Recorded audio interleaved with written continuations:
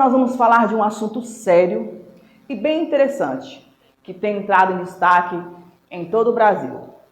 A depressão é um assunto que deve ser levado a sério e a nossa repórter Karen Cavalcante fez uma entrevista com o psicanalista clínico Moadil Fernando para abordar o assunto.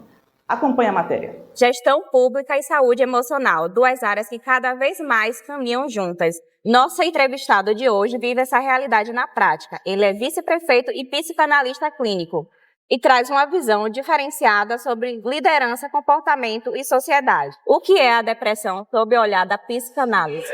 Primeiramente, obrigado pelo convite. É uma honra para mim estar participando aqui com vocês e compartilhando um pouquinho aí do nosso conhecimento. Sou psicanalista clínico. E o que é o psicanalista? É o analista da psique. Nós trabalhamos com comportamentos, com as emoções e com a mente consciente, com a mente subconsciente e também com o inconsciente. Como diferenciar uma tristeza comum de um quadro depressivo? Bem, a tristeza, ela é comum. Todo ser humano, ele passa por esses períodos de tristeza. A diferença da tristeza com a depressão, a tristeza comum, é porque a tristeza, ela perdura por pouco tempo. Às vezes dura poucas horas, poucos dias ou poucas semanas. Já a depressão, como ela vem de um sentimento de culpa, de tristeza, de angústia, que perdura por muito tempo, então a depressão é uma tristeza, é uma angústia que vem se alongando por muito tempo, por meses ou até mesmo anos. E a tristeza é só um momento, um sentimento, uma emoção mais passageira, mais rápida. Existe uma relação direta entre depressão e o comportamento suicida? Sim, na maioria das vezes sim. Porque a pessoa, dependendo do nível de depressão que ela se encontra, ela não consegue enxergar a realidade, o nosso mundo colorido como nós vemos, né? Ela não consegue achar uma saída para aquele sentimento, para amenizar aquela dor. Então, muitas vezes, a pessoa ela toma esse tipo de atitude para sanar uma dor que está muito intensa, uma dor interna que ela não consegue externar ou colocar para fora. E existem também, em alguns casos, que alguém chega a tirar a sua própria vida, às vezes, num impulso de raiva, né? Onde ocorre ali um fluxo de adrenalina, muitos hormônios sendo explodidos na mente e a pessoa não consegue raciocinar ali na hora e ela acaba tirando a sua própria vida. Um exemplo disso acontece muito no Brasil, a pessoa que, por exemplo, tira a vida da esposa ou de um filho e aí ele está com sangue quente e o corpo está reagindo quimicamente ali e ela acaba tirando a sua própria vida. Só que se você olhar para o histórico daquela pessoa não estava em um estado depressivo.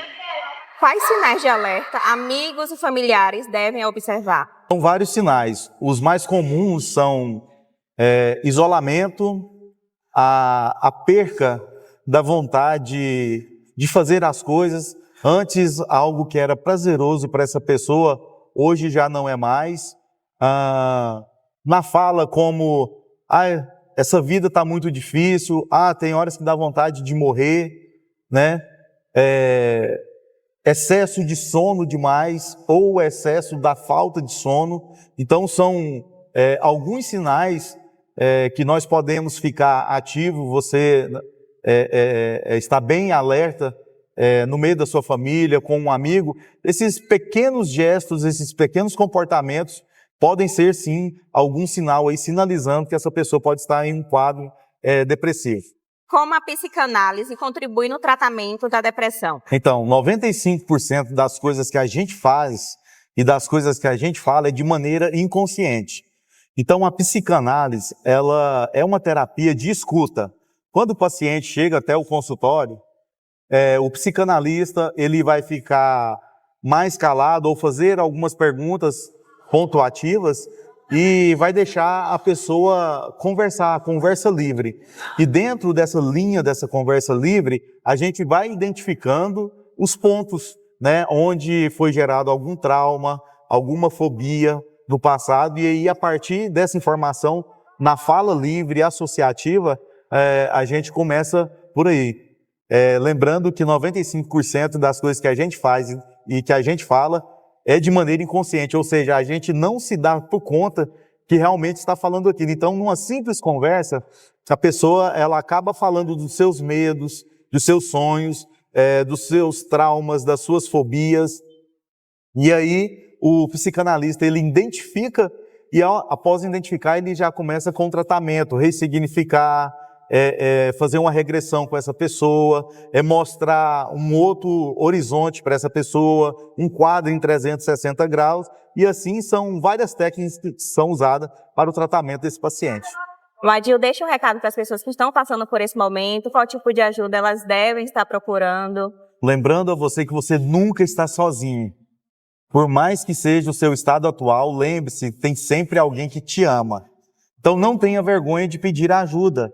Você pode estar procurando profissionais na área da saúde emocional, psicólogos, terapeutas, psicanalista clínico, o próprio psiquiatra, mas não deixe de fazer o tratamento. Gente, a cura do corpo, as enfermidades do corpo físico têm cura, então a saúde emocional também tem, só que você tem que se permitir. Às vezes é aquele sentimento que você fica assim, não, vai passar logo, é só um pequeno momento, mas isso pode agravar e às vezes você pode deparar em uma situação que você não consegue mais se abrir com ninguém, não consegue sair disso. Então, se você está sentindo qualquer sintoma que está perdurando, está tirando sua qualidade de vida, está mudando a sua rotina de vida, procure ajuda, não tenha vergonha. Em todos os lugares temos profissionais qualificados que irá te atender com muito amor e carinho e te mostrar novos horizontes. Às vezes aquilo que você não está conseguindo enxergar, esse profissional vai te mostrar sempre uma luz no final do túnel e tudo vai dar certo.